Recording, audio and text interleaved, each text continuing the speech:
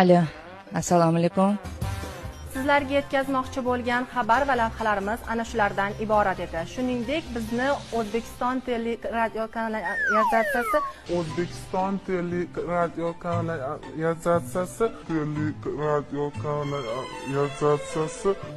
OTT platformasi orqali ham kuzatib borishingiz mumkin. Xayr, salomat bo'ling.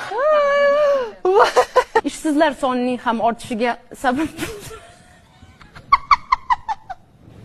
chiqib ketdi zvachga.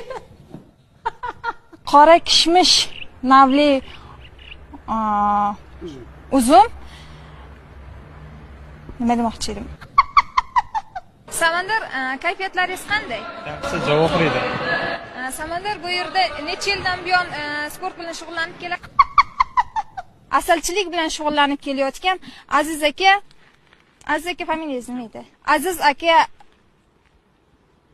mana shu sexni tashkil etgan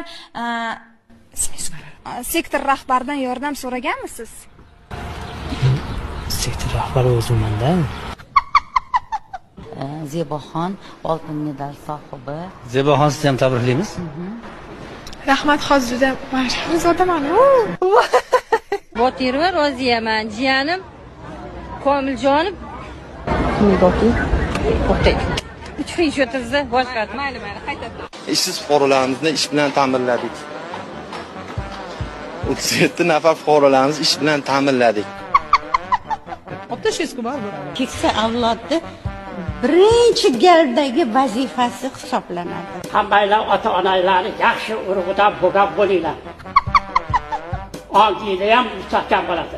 Yetirmagan urug'idan bo'lgan erkak ayollar hammasi ko'pga ham mot bo'ladi, oshqozonga ham mot bo'ladi, kalasi ham yaxshilanadi. Qoni ham kam bo'ladi. Ovqat ham hazm qilolmaydi.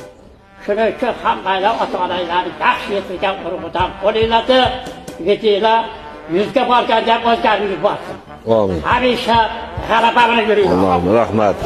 Sizlarga yetkazmoqchi bo'lgan xabar va lavhalarimiz mana shulardan iborat.